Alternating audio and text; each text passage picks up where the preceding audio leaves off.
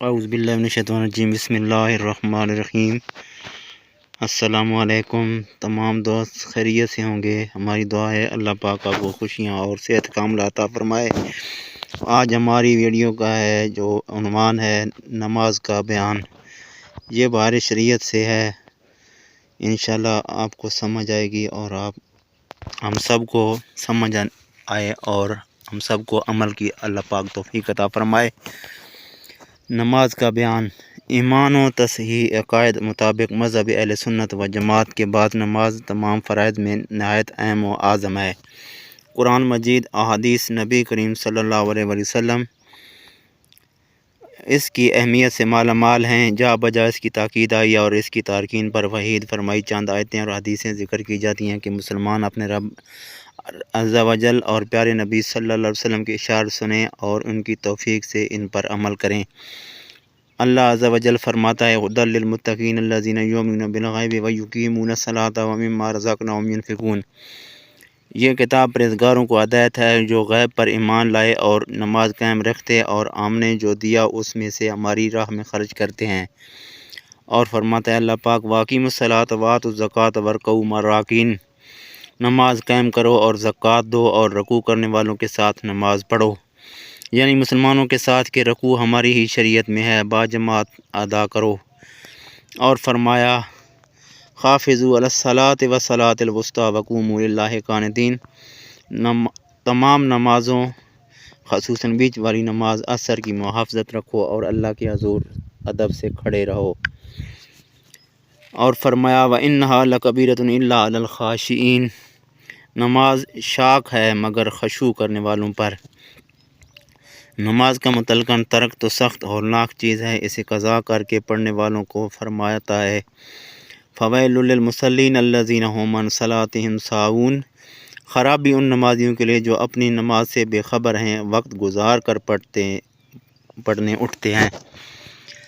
جہنم میں ایک وادی ہے جس کی سختی سے جہنم بھی پناہ مانگتا ہے، اس کا نام ویل ہے۔ قصداً نماز قضا کرنے والے اس کے مستحق ہیں۔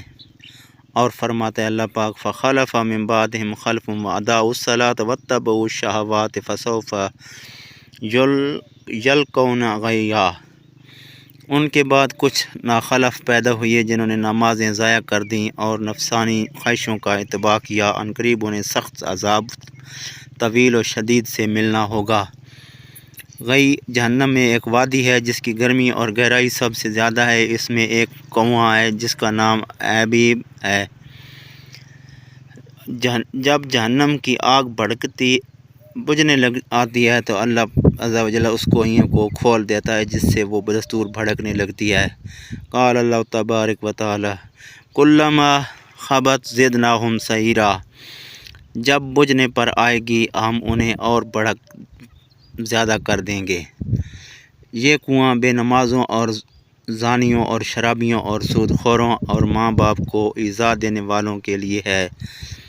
نماز کی اہمیت کا اس سے بھی پتہ چلتا ہے کہ اللہ عز و جل نے سب احکام اپنے حبیب صلی اللہ علیہ وسلم کو زمین پر بھیجے۔ جب نماز فرض کرنی منظور ہوئی، حضور صلی اللہ علیہ وسلم کو اپنے پاس عرش عظیم پر بلا کر اسے فرض کیا اور شب اسریٰ میں یہ تحفہ دیا۔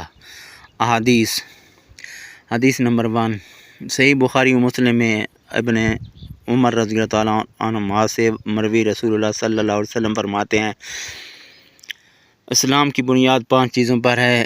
اس امر کی شہادت دینا کہ اللہ کے سوا کوئی سچا معبود نہیں اور محمد صلی اللہ علیہ وسلم اس کے خاص بندے اور رسول ہیں، اور نماز قائم کرنا اور زکوٰۃ دینا، حج کرنا اور ماہ رمضان کا روزہ رکھنا۔ حدیث نمبر 2 امام احمد ترمذی ابن ماجہ روایت کرتے ہیں کہ حضرت معاذ رضی اللہ عنہ کہتے ہیں کہ میں نے رسول اللہ صلی اللہ علیہ وسلم سے سوال کیا، وہ امر ارشاد ہوا کہ مجھے جنت میں لے جائے اور جہنم سے بچائے۔ فرمایا اللہ تعالیٰ کی عبادت کر اور اس کے ساتھ کسی کو شریک نہ کر، اور نماز قائم رکھ اور زکوٰۃ دے اور رمضان کا روزہ رکھ اور بیت اللہ کا حج کر۔ اور اس حدیث میں یہ بھی ہے کہ اسلام کا ستون نماز ہے۔ حدیث نمبر 3 صحیح مسلم میں ابو ہریرہ رضی اللہ عنہ سے مروی کہ رسول اللہ صلی اللہ علیہ وسلم نے فرمایا 5 نمازیں اور جمعہ سے جمعہ تک اور رمضان سے رمضان تک ان تمام گناہوں کو مٹا دیتے ہیں جو ان کے درمیان ہوں جب کہ کبائر سے بچا جائے۔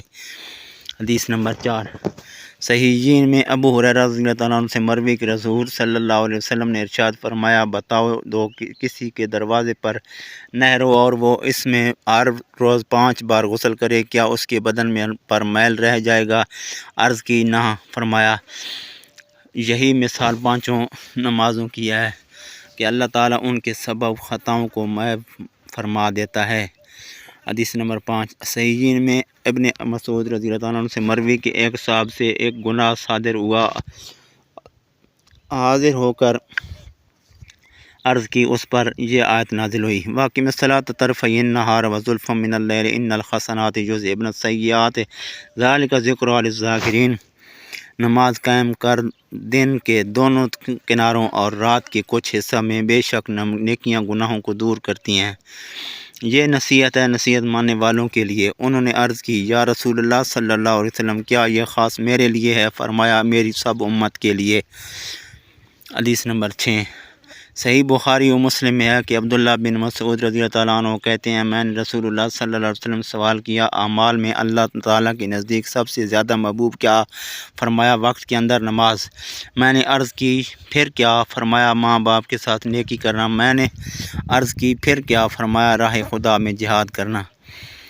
حدیث نمبر 7 بہقی نے حضرت عمر رضی اللہ عنہ سے روایت کی کہ ایک صاحب نے عرض کی یا رسول اللہ صلی اللہ علیہ وسلم اسلام میں سب سے زیادہ اللہ کے نزدیک محبوب کیا چیز ہے؟ فرمایا وقت پر نماز پڑھنا، اور جس نے نماز چھوڑی اس کا کوئی دین نہیں، نماز دین کا ستون ہے۔ حدیث نمبر 8 ابو داود نے طریق عمرو بن شعیب ان ابی ان جدہ روایت کی کہ حضور صلی اللہ علیہ وسلم نے فرمایا جب تمہارے بچے 7 برس کے ہوں تو انہیں نماز کا حکم دو، اور جب 10 برس کے ہو جائیں تو مار کر پڑھاؤ۔ حدیث نمبر 9 امام احمد روایت کرتے ہیں کہ ابو ذر رضی اللہ عنہ فرماتے ہیں نبی صلی اللہ علیہ وسلم جاڑوں میں باہر تشریف لے گئے، پت جھڑ کا زمانہ تھا، وہ 2 ٹہنیاں پکڑ لیں، پتے گرنے لگے، فرمایا اے ابو ذر، میں نے عرض کی لبیک یا رسول اللہ صلی اللہ علیہ وسلم۔ فرمایا